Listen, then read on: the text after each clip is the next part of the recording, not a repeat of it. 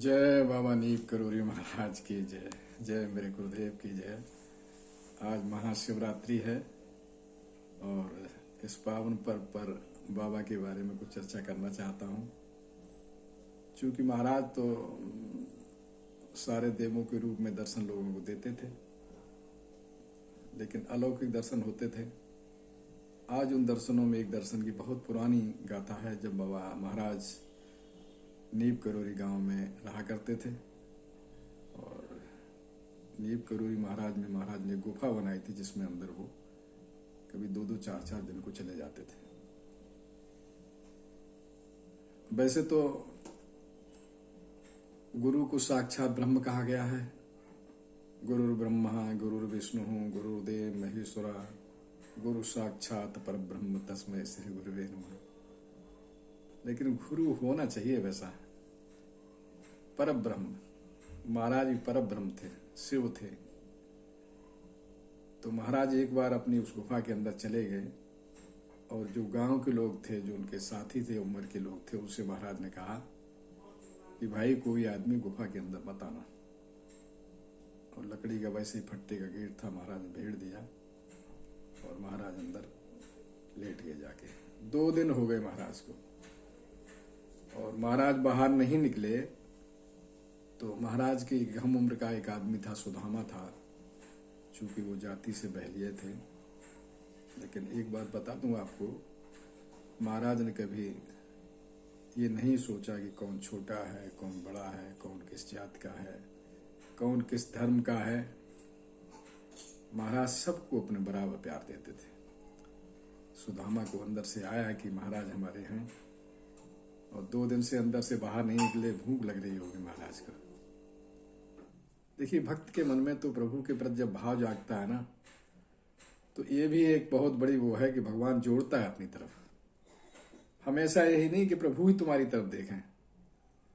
तुम जिसे अपना इष्ट मानते हो, उसकी चिंता तुम्हें भी करनी पड़ेगी। तो सुदामा ने एक लोटा दूध लिया, लेके गुफा के अंदर प्रवेश किया और जो ही गुफा में वो घुसे तो उन्होंने देखा कि महाराज लेटे हुए हैं। महाराज शिव रूप में है। तमाम सर्प महाराज के ऊपर हैं। लेकिन ये चीज शिव के रूप में आम जन बर्दाश्त नहीं कर सकता। सुदामा बर्दाश्त कैसे कर सकते थे? सुदामा बेहोश हो गए, गिर गए। महाराज तो जानते थे, या उन्हीं की लीला कहें, लीला थी, उनको तो सब पता था, शायद इसीलिए अंदर गए हों। लेकिन जो जाने जो दे जनाही, जानत तुम्हें तुम्हें हो जाए। जिसको वो जना देते थे हम क्या हैं, वो तो फिर महाराज मय हो जाता था। बस सुदामा बेहोश जब गिर गए तो महाराज उठे। महाराज ने कहा, देखो पागल, मैंने रोका था कि कोई गुफा में प्रवेश मत करना, उठाओ इसे बाहर लाए। महाराज ने हाथ फेरा और वो सुदामा उठ खड़े हुए। महाराज ने कहा, जो भी तूने कुछ देखा है वो किसी को मत बताना कि तुमने क्या देखा है। लेकिन महाराज का ये कह देना कि तुमने कुछ नहीं देखा है, इसका मतलब वो आदमी जरूर चर्चा करेगा इधर उधर।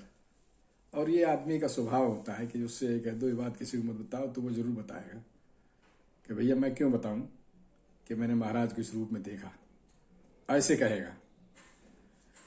तो उन्होंने लोगों से कहा कि भाई महाराज को आज मैंने शिव रूप में देखा।